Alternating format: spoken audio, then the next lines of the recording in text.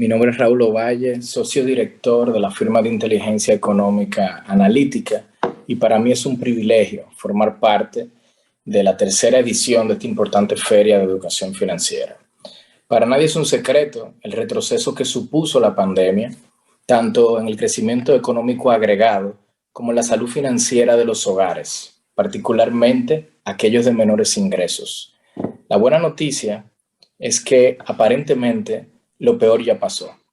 Gracias a la extraordinaria recuperación que muestra nuestra economía, al cierre de este año, República Dominicana será uno de los pocos países de la región que verá su PIB per cápita superar los niveles prepandemia. Una de las claves para que este desempeño se traduzca también en los individuos y los hogares es justamente la promoción de la salud financiera. En el plano internacional, de los 17 Objetivos de Desarrollo Sostenible de las Naciones Unidas, 8 incorporan métricas de salud e inclusión financieras en sus metas cuantitativas, abarcando objetivos que van desde la erradicación de la pobreza hasta el logro de equidad de género y el empoderamiento económico de la mujer. En el plano local, la Estrategia Nacional de Inclusión Financiera, liderada por el Banco Central y en coordinación con 5 entidades que incluyen a la Superintendencia de Banco y otros participantes privados, pues impulsaría las principales iniciativas a la hora de combatir la exclusión financiera en República Dominicana. Por supuesto, estudios como este que ha organizado Caudal a través de un conjunto de expertos, pues contribuyen con estas iniciativas.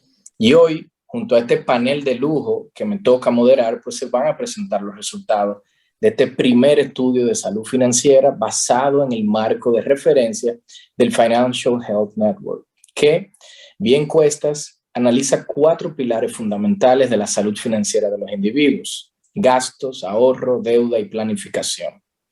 Los resultados preliminares indican que al menos 8 de cada 10 dominicanos tienen una situación financiera de vulnerabilidad. Para profundizar sobre estos resultados, pues contamos la presencia desde Colombia de Santiago Sicar, economista de la Universidad de los Andes, con un MBA de la Australian National University. Cuenta con más de 15 años de experiencia en el mercado de capitales, habiendo ocupado cargos de alta dirección, y es el actual presidente ejecutivo de la Asociación Dominicana de Sociedades Administradoras de Fondos de Inversión, ASOFIDOM. José Medina Martínez, de Adosafi, perdón, sí. José Medina Martínez, de nuestra vecina Isla del Encanto, conferencista, académico y especialista de más de 30 años en el campo de las finanzas personales y empresariales. Es consejero y educador certificado del Institute for Financial Literacy en Estados Unidos y fundador de la organización Al Máximo, desde donde ofrece conferencias, talleres y seminarios en eventos al público y empresas. También Xavier Vergés, economista con maestría en negocios internacionales del IE, se ha desempeñado en las áreas de tesorería tanto en bancos nacionales como de capital extranjero, actualmente liderando Viveca Consult, empresa que brinda servicios de consultoría en materia de manejo de activos y regulación a clientes. Carlos Santana, egresado de contabilidad con especializaciones en negocio y finanzas, ha participado activamente tanto del lado comprador como vendedor en equipos de alto rendimiento enfocados en valoraciones de empresas, reorganizaciones patrimoniales y transacciones de M&A. Y finalmente, Juan Carlos Saladín, ingeniero industrial con más de 10 años de experiencia en gestión de calidad y reingeniería de procesos. Es Vice Chair de la sección de Santo Domingo de la American Society for Quality y miembro de la Asociación de Ex Becarios Fulbright de la Embajada Americana. Socio fundador de la consultora de análisis de datos e inteligencia de negocios Data2Go. La bienvenida a cada uno de los panelistas. Y Juan Carlos, aprovecho y me quedo contigo antes de profundizar sobre los resultados del estudio. Creo que sería interesante para toda la audiencia poner en contexto sobre la metodología que se ha utilizado. Por favor, cuéntanos sobre el proceso que se siguió para obtener los resultados que más adelante nuestros panelistas van a comentar. Muchas gracias, Raúl. Un saludo a todos los que nos acompañan. Y contestando tu pregunta, todo proceso, todo proyecto debe llevar una metodología para poder alcanzar el éxito y tener los resultados esperados. Y con este que se nos presentó, que fue para desarrollar el primer estudio sobre salud financiera en la República Dominicana para las personas económicamente activas.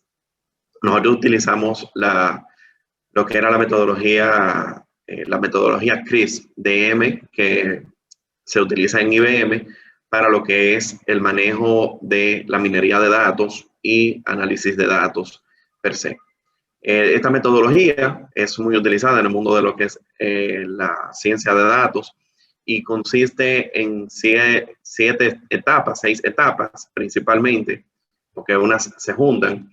Y lo primero fue que buscamos entender el proyecto, las necesidades que se presentaban y luego entonces contextualizarlo a nuestra sociedad, a nuestro idioma, ya que la metodología del FinHealth es una metodología que se utiliza en Estados Unidos y todas las preguntas estaban en inglés. Se buscó traducirlas, entenderlas y luego adaptarlas para el mercado de República Dominicana, en este caso al público que se encuestó. Comprender los datos, ya que nosotros entendemos esta parte, entender los datos, qué se va a capturar, cuáles van a ser las variables que se van a capturar, dónde se van a almacenar. Entonces, preparar esa información para su modelado previo, ya que la data va a estar capturada en estas encuestas que ya se diseñaron. Entonces, ¿cómo se va a almacenar? Por motivos de seguridad en una base de datos privada para evitar cualquier fuga. Y luego preparar los datos para su modelo. El modelado que se utilizó en este estudio fue el de la metodología de FinHealth, ya como tú muy bien indicabas al principio, donde tenemos ya los resultados de las personas que están vulnerables económicamente, financieramente hablando, las personas que están sobreviviendo y aquellos que sí están saludablemente bien. Y luego entonces desplegamos esas informaciones a través de tableros dinámicos para poder interpretar y luego así analizar en su contenido ya por los diferentes pilares que forma la metodología de FinHealth. Entonces ahí los expertos trabajar en cada uno de los temas. El proceso fue muy interesante, ya que se hizo también a nivel de lo que era la encuesta, una contextualización con el equipo y las preguntas del FinHealth solamente eran 8. Y se enriqueció la encuesta con 5 más que eran de tipo demográfica para así poder tener unos resultados más confiables, más objetivos de aquella población que se estaba encuestando. Y ya por último, entonces, la parte de contextualizar esos datos se hizo a través de talleres, reuniones de seguimiento, y así nosotros pudimos tener control de aquella información que se estaba realizando.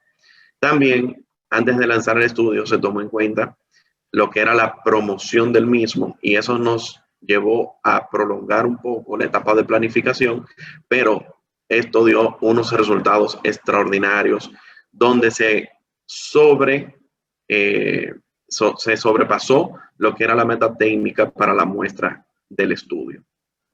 Sin más que abordar, para darle paso a mis compañeros, cualquier pregunta, aquí estamos a la orden.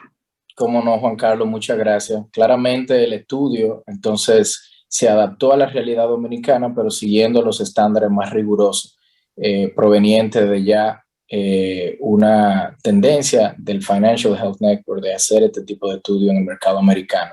Quizá entrando de manera directa con cada uno de los pilares del estudio, me gustaría partir quizá con Carlos para que conversemos sobre el pilar del gasto. Por favor, Carlos, cuéntanos desde la perspectiva de este pilar, ¿cuáles diría que son los principales hallazgos de este estudio? Muchísimas gracias, Raúl. La verdad que un placer compartir. Muchísimas gracias, Raúl. La verdad que un placer compartir panel con ustedes, personas cuya carrera profesional he seguido y admirado desde un inicio, así que encantado. Mira, como tú dijiste de inicio, definitivamente lo que podemos ver es que hay vulnerabilidad, ¿verdad? Entonces, para poner en contexto al público, lo que hace The Financial Health Network es hacer un indicador que va de 0 a 100, donde 0 es gastar menos de lo que se ingresa y pagar todas sus cuentas a tiempo.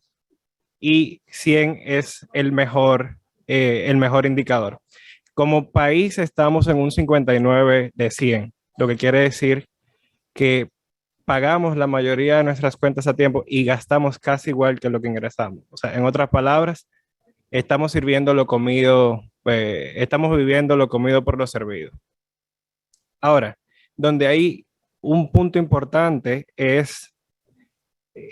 hay una correlación importante entre el nivel de educación, el ingreso y la salud financiera de las personas. O sea, a mayor educación, mayor ingreso, y a mayor ingreso, mejor salud financiera. Esto no es una sorpresa para nosotros. O sea, empíricamente o en otros estudios hemos visto esto, pero donde sí quise analizar un poquito más fue en los de menor ingreso y en los de mayor ingreso. Y para eso hice una comparación con los quintiles del Banco Central, el primer quintil y el quintil 5. Y aquí claramente pudimos ver que el quintil 1 gasta el 68% de sus ingresos en necesidades básicas de vivienda, educación y salud, versus un 48% del quintil 5. Entonces, le deja muy poco rejuego a los de menor quintil, que son los más vulnerables, a todas las otras categorías, que son transporte, comunicaciones, recreación, cultura, vestimenta, calzado, artículos del hogar y otros artículos diversos. Pero más que la diferencia porcentual, es muy importante destacar la diferencia en términos absolutos.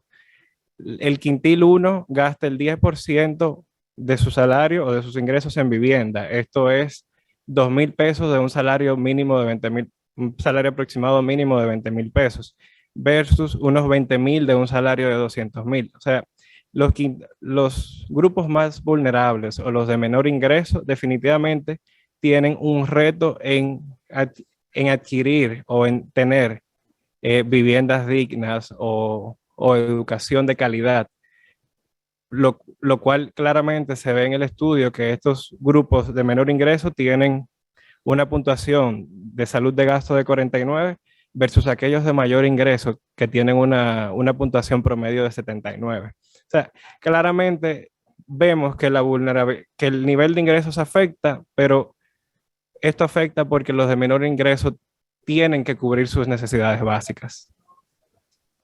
Sin duda, esto llama la atención porque justamente el quintilo, el tipo de hogar que es más vulnerable, es el que está necesitando de una mayor salud financiera, y por los resultados que tú mencionas se ve más afectado.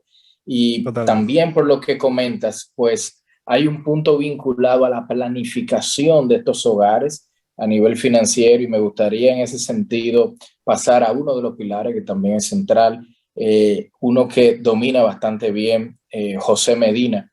Y José, en cuanto a este pilar, y en línea con lo que Carlos ha comentado ahora, ¿se pudo identificar esta hipótesis que pienso que los dominicanos en general tenemos, de que no somos planificados? La mayoría de los hogares no son planificados, y en caso de, ¿cuáles serían estas razones? En conclusión, validando lo que el colega Carlos Santana, llegamos a la misma conclusión. El escenario donde estamos viendo la vulnerabilidad está relacionado a la capacidad de los ingresos que recibe el dominicano promedio. Entonces, cuando identificamos el análisis de aquellos que son de menos de 27,000 pesos, específicamente estamos viendo que son personas que se miran a sí mismos como no capaces de poder planificar con anticipación, porque piensan de que no tienen espacio para planificar. Es un pensamiento que podemos hablar y compartir. Pensamos que el que planifica es el que tiene más dinero, y el que no tiene mucho dinero pues vive cheque a cheque. Entonces, ¿para qué planificar si de todas maneras hay un pensamiento posiblemente de escasez y de pobreza, y que tenemos que trabajar con ese escenario? Así que estamos identificando, por lo menos en el indicador de planificación financiera, con un nivel de 59 también. Estamos hablando de 4 de cada 10 dominicanos está en un escenario de que no se ponen de acuerdo en términos de su planificación anticipada, y no lo miran como parte del proceso, y donde vemos la planificación, Raúl, muy interesante, como hablabas también, Carlos, identificamos, poniendo la métrica que nos permite la encuesta, aquellos de 202.500 pesos más o más, y con una educación de un PhD o posgrado, y eso se confirma con estudios también a través del Banco Mundial y de Banco Lios Vizcaya también a nivel de hace tan reciente como el año 2020, a mayor ingreso, mayor educación, son personas capacitadas para planificar el dinero, y entonces estamos identificando que hay una vulnerabilidad y que lo que yo llamo resiliencia financiera. La capacidad de las personas de estar listas para eventos inesperados está muy frágil en las comunidades y la población dominicana de menores ingresos. Muchas gracias, José. Muy claro, y fíjate que esto se vincula con otro pilar y tiene que ver con el endeudamiento. Y es que en la medida en que los hogares e individuos no se planifican financieramente de forma adecuada, pues ante situaciones de vulnerabilidad, entonces deben a veces de forma forzosa entrar al mercado de endeudamiento, muchas veces hasta informal. Santiago, presidente de ADOSAFI, me gustaría por favor que nos comente sobre el nexo, ¿no?, entre deuda y salud financiera, y cuáles podrían ser las métricas y los hallazgos más edificantes que pudiste identificar en este estudio vinculado a él. Raúl, yo creo que lo fundamental es entender que las deudas son un pilar de la salud financiera, porque nos permiten administrar los recursos a través del tiempo y permitirnos tener no solo una vida más balanceada, sino mucho más tranquila y más satisfactoria a lo largo del tiempo, que es lo que uno desearía. Así como las deudas nos facilitan y potencian el disfrute del presente, que de otra manera no podríamos tener, como cuando se va a comprar una casa, si se espera ahorrar todo, pues lo disfrutaría muy lejos. Pues también el uso inapropiado de esas deudas condiciona nuestra libertad, porque nos obligan a cumplir con esa deuda que tenemos, y entonces sacrificamos la capacidad de consumo presente y la inversión en el presente, que son fundamentales para crear riqueza. Entonces es bueno tener un balance allí. Tú me preguntabas, ¿qué se preguntó en este pilar? Bueno, básicamente lo que se buscó fue amarrar o tratar de encontrar cómo los aspectos demográficos se relacionaban con los dominicanos respecto a sus deudas, preguntándoles qué tanto consideraban que sus deudas eran manejables y cómo consideraban que era su situación en las centrales de riesgo, en el buró de crédito. El resultado, digamos que no es satisfactorio, porque tenemos un resultado de 52/100, que lo que indica es que estamos más hacia el lado de vulnerabilidad que hacia la buena salud financiera. Ahora bien, ¿cuáles son los hallazgos fundamentales en mi opinión? Bueno, son sencillos, no existen realmente grandes sorpresas frente a la teoría o frente a los estándares existentes en toda la literatura. Son básicamente, en primer lugar, que en la medida que la edad de las personas aumenta, la calificación de salud financiera también lo hace. Es decir, las personas que tienen mayor experiencia, quizás por errores aprendidos con dolor, tienden a comportarse mejor financieramente, por lo menos en cuanto a las deudas. La segunda, que tampoco es una sorpresa y que ya algunos panelistas tocaban, es que no necesariamente un alto nivel de ingresos resulta en niveles satisfactorios de manejo del endeudamiento. Normalmente es así, pero no necesariamente que usted tenga altos ingresos implica que usted maneja bien su endeudamiento. Sin embargo, para un bajo nivel de ingresos que no alcanza a cubrir las necesidades básicas de las personas, lo que sí encontramos es que existen niveles de endeudamiento indeseados. Y es absolutamente lógico. No es algo que solamente ocurre en la República Dominicana, ocurre en toda la región y en todos los países del mundo. Ahora bien, una de las variables que siempre se considera más relevante para la salud financiera es la educación. Y efectivamente lo que vimos en cuanto a las deudas es que Entre más años de educación tienen las personas, más alto es el puntaje de salud financiera. Es decir, en el segmento de personas con doctorado la calificación fue de 75.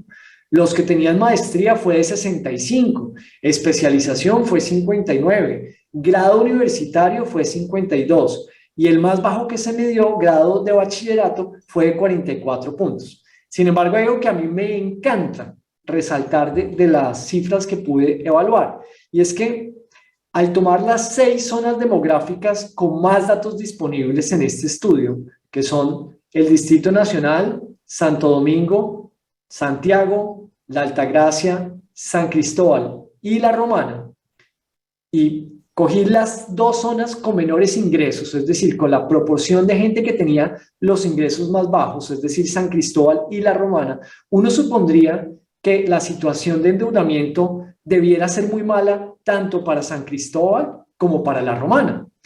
Y tuve una gran sorpresa, pero muy gratificante, y es que La Romana, los resultados son opuestos a lo que presentaba San Cristóbal, teniendo un nivel de ingreso muy similar.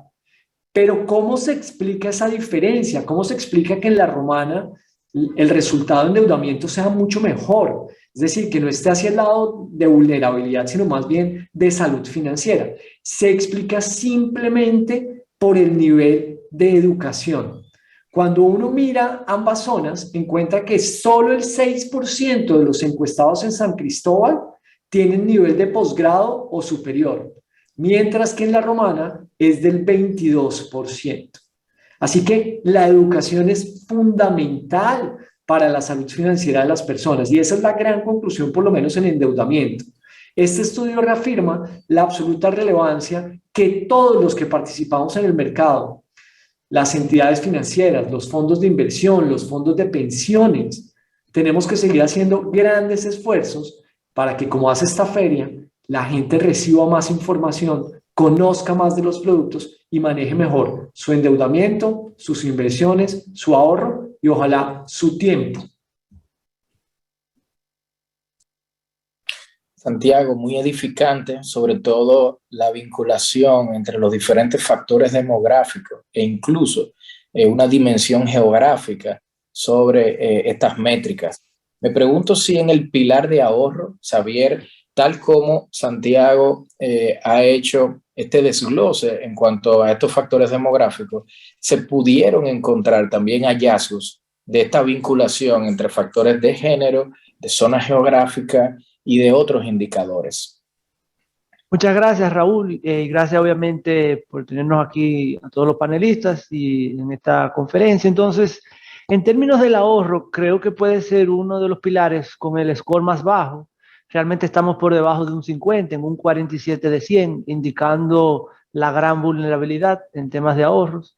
Concretamente, la pregunta principal que se hizo es, si ocurriera un evento donde ya dejas de percibir el ingreso corriente en tu hogar, ¿con cuánto ahorro cuentas? O sea, ¿para cuánto tiempo tienes ahorro para vivir sin tener que incurrir en una deuda adicional?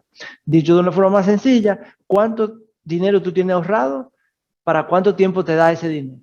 Entonces, cabe destacar que el 59% de la población no cuenta con suficiente ahorro para llegar al segundo mes, lo cual indica una vulnerabilidad importante. Y aquí ocurrió algo que sí me pareció bastante interesante e importante compartir, que hay una diferencia de género marcada.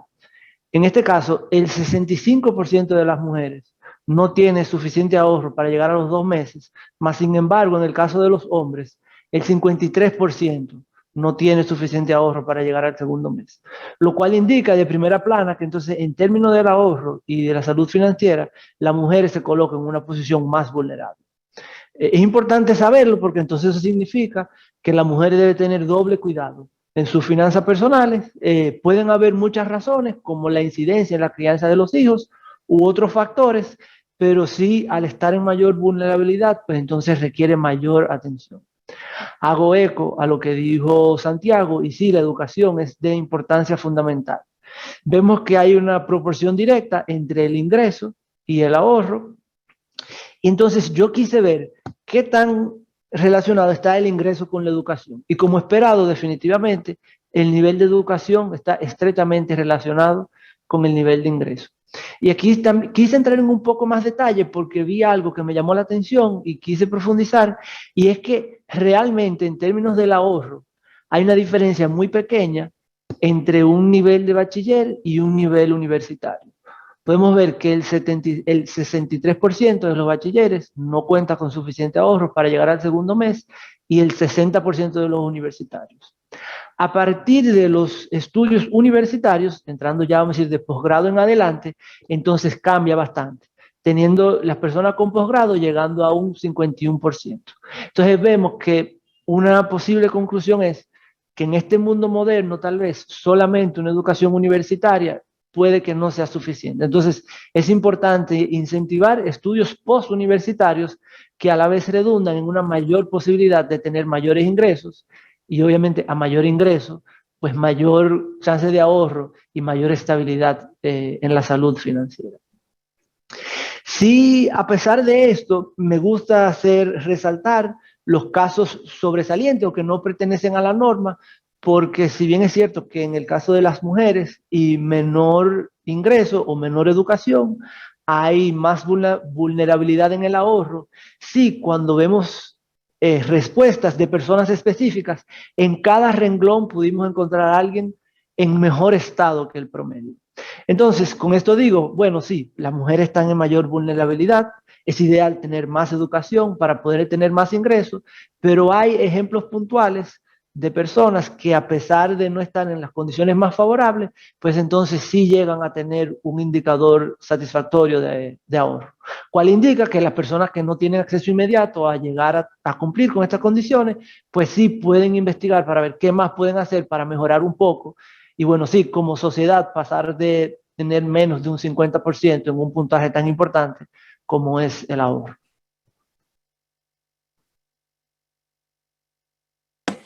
Muchas gracias, Xavier.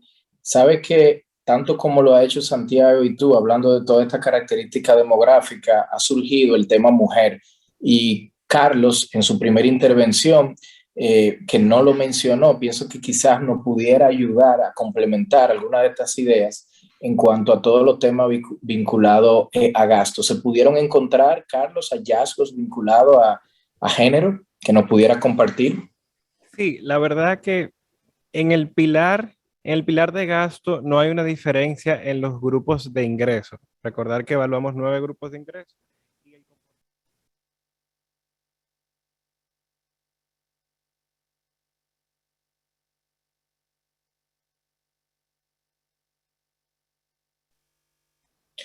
Carlos, parece que no se está escuchando. ¿Tú pudieras repetir, por favor, sobre lo que mencionabas de la distinción en género?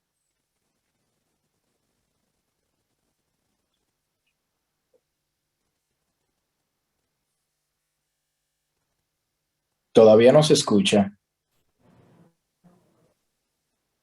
Ya sí, ahora sí me escuchan. Perfecto, excelente. Okay. Decía, inicio, no hay una diferencia en el comportamiento.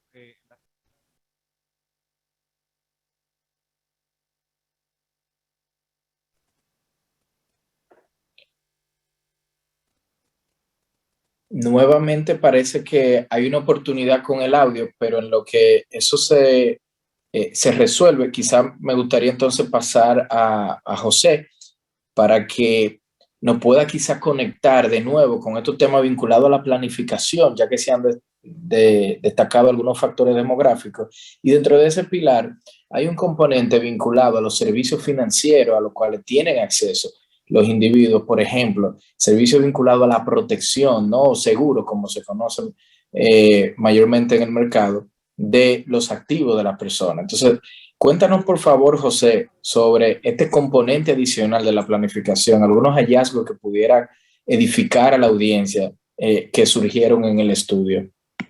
Confirmando las aportaciones de los colegas, viendo más vulnerabilidad también en las partes de las mujeres, están más desprotegidas respecto a lo que pueden ser sus cubiertas de seguro médico, seguro de vida. Ese es un tema interesantísimo. Pienso que como miramos el aspecto demográfico, y hablaba muy bien Carlos respecto al gasto, y Santiago también lo mencionó, en la medida que los ingresos son más limitados, pues la distribución de lo que son el desembolso del dinero va en aspecto más prioritario, tal vez el alquiler de la casa o la hipoteca, o el préstamo tal vez del automóvil, el alimento, la gasolina, y miramos la parte de la protección como el escenario de que el dinero no me da para esa opción, y tal vez mirando el factor que también el aspecto educativo, ¿cuál es la importancia de tener una protección de un seguro? Creo que hablando muy bien lo que hablaba Santiago y Xavier, la educación financiera es vital. Así que hay una diferencia en términos de mujer y hombre, así que tenemos que identificar eso. Y resaltando algo que es una de las aportaciones que hacen nuestros participantes en términos de que hay gente que se planifica, y creo que es un punto, yo creo que tenemos que considerar, habla de la inestabilidad laboral y se alinea con la preparación que dijo muy bien Xavier. A nivel, noto una brecha grandísima cuando salimos del grado de universidad a maestría y a lo que es un doctorado, posgrado. Hay mejor planificación, mejor cubierta, hay un elemento educativo, pero pienso también es que la educación de una maestría, un doctorado, un posgrado, le facilita a la persona también tener otras opciones de ingresos. Y es algo que estamos identificando post-COVID-19. El tener una sola fuente de ingresos como ¿verdad? Como nuestro aspecto de provisión económica también nos pone vulnerable a lo que es el trabajo de un lugar o aquel que trabaja por cuenta propia. Y en nuestro país, Puerto Rico, cuando hubo el COVID, un efecto multiplicador por lo que descansaba en una sola fuente de ingreso. Entonces, pienso que no solamente estamos mirando a las personas con pocos recursos económicos, creo que hay que considerar lo que es la estabilidad laboral. Y eso es clave dentro de que la formación de la educación, entre mayor educación, tengo que decir con toda convicción, hay mayor opciones de poder tener una estabilidad económica, y que eso es parte del proyecto del país, ¿no? Así que creo que el factor educativo en términos de preparación de una vocación laboral y la educación financiera tiene que estar alineada, y atendiendo entonces los grupos de las mujeres, que se está yendo a un proceso mucho ahora de emprendimiento. Entonces sí, hay un factor ahí en términos de la población de hombres y mujeres. Muchas gracias, José. Pienso que ya tenemos de vuelta a Carlos y que pudiera complementar esto que has mencionado de cara al pilar de gasto. ¿Me escuchan bien ahora? Sí, perfecto. Sí, disculpen el inconveniente con el audio. En el pilar de gasto no hay una diferencia marcada por la razón simple de ser hombre o mujer en el comportamiento, de si gastan menos que lo que ingresa o de si pagan sus cuentas a tiempo, ¿verdad? En los grupos de ingreso es bastante similar en el comportamiento entre hombres y mujeres. Ahora bien, ¿qué pudimos visualizar? Que existe una brecha salarial importante, principalmente en los extremos. Por cada hombre que gana 13.500 pesos o menos, hay 2 mujeres con este salario. Y más sorprendente aún, por cada mujer que gana más de 202.500 pesos, hay 2.4 hombres recibiendo este ingreso. Entonces, claro, esto afecta, ¿verdad? Esto afecta la salud financiera en el grupo femenino, porque tienen menos ingresos, hay más mujeres con menos ingresos que hombres, entonces el promedio es de 55 para las mujeres versus 63 para los hombres, pero no necesariamente por un comportamiento, sino por una brecha salarial que hay. O sea, las mujeres están en una desventaja, tal vez por un tema de políticas públicas, que no hemos podido regular el ingreso entre hombres y mujeres. Y cabe destacar, muy importante, que las mujeres, según la encuesta, tienen igual o mayor grado de escolaridad que los hombres. O sea, que no es un tema de educación. Mujeres con igual escolaridad o mejor escolaridad tienen menor ingresos que el grupo masculino. Sin duda que muchos de estos resultados son sumamente interesantes y contribuyen a tener un mejor entendimiento sobre la magnitud del problema, si se pudiese llamarlo así, de cara a potenciales soluciones. Yo me pregunto, Santiago, de cara a los hallazgos y los datos que muy bien habías descrito, si pudieras identificar algún call to action, ¿no? O recomendación de política en general, de modo que para el año que viene, cuando se actualice nuevamente este estudio, pues podamos ver alguna mejoría en cada uno de estos pilares que se han mencionado. Bueno, creo que lo fundamental es que todos los que ofrecen productos en el mercado se encarguen de explicarle muy bien a las personas la operatividad del producto. Es decir, necesitamos pasar de decirles a explicarles, porque cuando la gente firma un contrato, ahí está escrito. Lo que pasa es que, uno, somos muy malos lectores, y dos, no siempre lo que está escrito se interpreta con las consecuencias que puede tener eso que está escrito. Así que yo creo que es una responsabilidad de las entidades preocuparnos por explicarle al usuario y de todos los usuarios, porque eso es una responsabilidad compartida, el preocuparse por entenderlo a fondo y por comprender cómo ese producto que está adquiriendo le sirve para solucionar sus necesidades del momento y cómo le va a afectar su vida financiera hoy y en el futuro. Entonces es un compromiso de lado y lado, pero creo que el usuario tiene una gran responsabilidad en esa tarea de preguntar.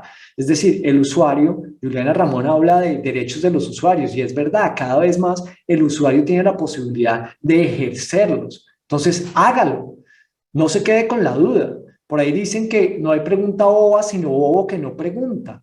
Así que ojalá ustedes nunca pasen por ser el bobo, sino que siempre pregunten y solucionen todas sus inquietudes respecto a los productos financieros que adquieren. Muy bien, esto lo interpreto yo como una especie de ampliación del alcance del principio de IOSCO de protección al inversionista, pero como protección al usuario en general de servicios financieros y sobre todo con mayor y mejor información. Quizás, José, como última intervención, ya que se nos agota el tiempo del panel y en línea con la misma pregunta que le hacía yo previamente a Santiago, ¿alguna recomendación de política de acción, ¿no? De cara a estos hallazgos que pudiera también compartir con la audiencia?